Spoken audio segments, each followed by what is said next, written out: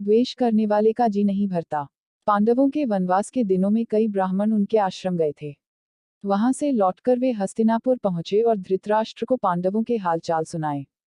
धृतराष्ट्र ने जब यह सुना कि पांडव वन में बड़ी तकलीफें उठा रहे हैं, तो उनके मन में चिंता होने लगी।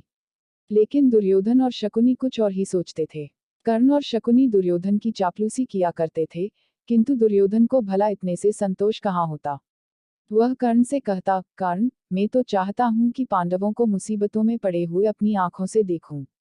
इसलिए तुम और मामा शकुनी कुछ ऐसा उपाय करो कि वन में जाकर पांडवों को देखने की पिताजी से अनुमति मिल जाए। कर्ण बोला, द्वैतवन में कुछ बस्तियां हैं जो हमारे अधीन हैं। हर साल उन बस्तियों में जाकर चौपायों की गणना करना राजकुमारों का ही काम होता है।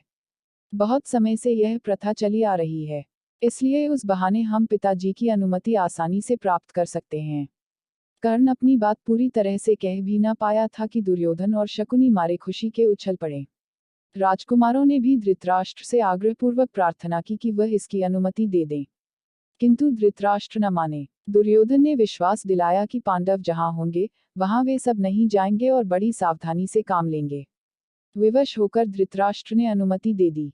एक बड़ी सेना को साथ लेकर कौरव द्वैतवन के लिए रवाना हुए।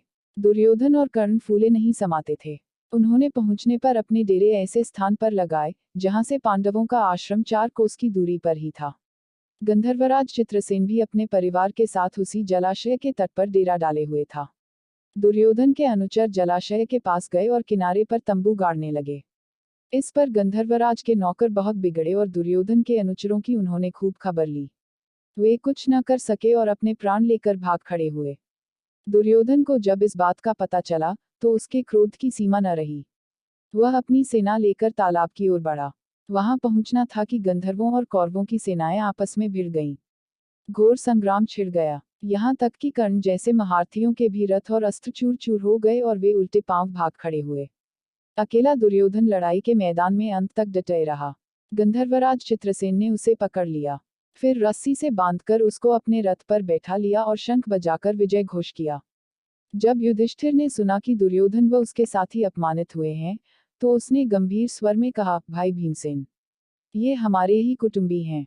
तुम अभी जाओ और किसी तरह अपने बंधुओं को गंधों के बंधन से छुड़ा लाओ। युधिष्ठिर के आग्रह पर भीम और अर्जुन ने कौरवों की बिखरी हुई सेना को इकट्ठा किया और वे गंधर्वों पर टूट पड़े। अंततः गंधर्वराज ने कौरवों को बंधन मुक्त कर दिया। इस प्रकार अपमानित कौरव हस्तिनापुर लौट गए।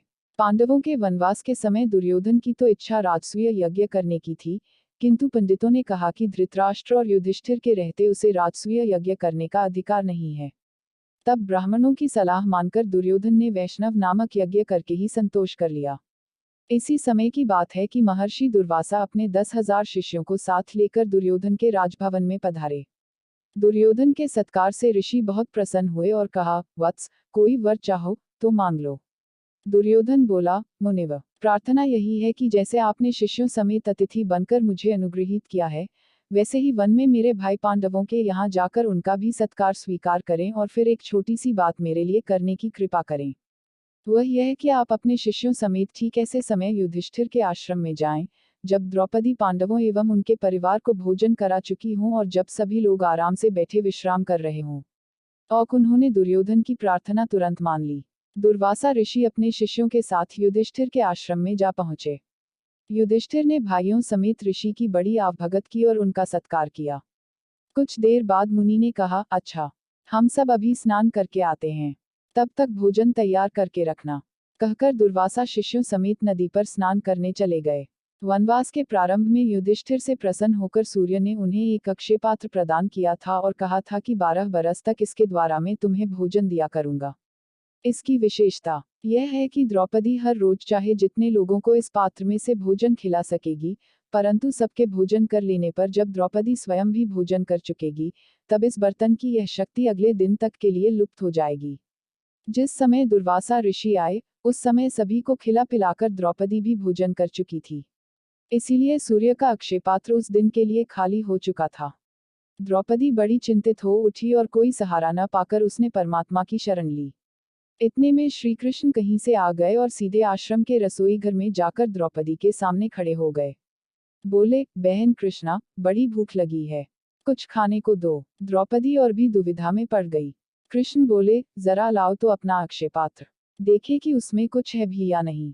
द्रौपदी हड़बड़ाकर बर्तन ले आई। उसके एक छोर पर अन्न का एक कण और साग की पत्ती लगी हुई थी। श्री कृष्ण ने उसे लेकर मुंह में डालते हुए मन में कहा, यह भोजन हो, इससे उनकी भूख मिट जाए। द्रौपदी तो यह देखकर सोचने लगी, कैसी हूं मैं कि मैंने ठीक से बर्तन भी नहीं धोया, इसलिए उसमें लगा हुआ अन्न कण और साग वासुदेव को खाना पड़ा। धिक्कार है मुझे। इस तरह द्रौपदी अपने आप को ही धिक्कार रही थी कि इतने में श्री कृष्ण ने बाहर जाकर भीमसेन को कहा, भीम, जल्दी जाकर ऋषि दुर्वासा को शिष्यों समेत भोजन के लिए बुला लाओ। भीमसेन उस स्थान पर गया जहां दुर्वासा ऋषि शिष्यों समेत स्नान कर रहे थे।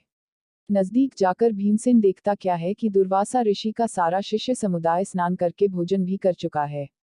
शिष्य दुर्वासा से कह रहे थे, गुरुदेव, युधिष्ठिर से हम व्यर्थ में कह आए कि भोजन तैयार करके रखें।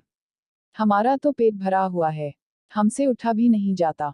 इस समय तो हमारी जरा भी खाने की इच्छा नहीं है। यह सुनकर दुर्वासा ने भीमसेन से कहा, हम सब तो भोजन कर चुके हैं। युधिष्ठिर से जाकर कहना कि असुविधा के लिए हमें क्षमा करें। यह कहकर ऋषि अपने शिष्यों सहित वहां से रवाना हो गए।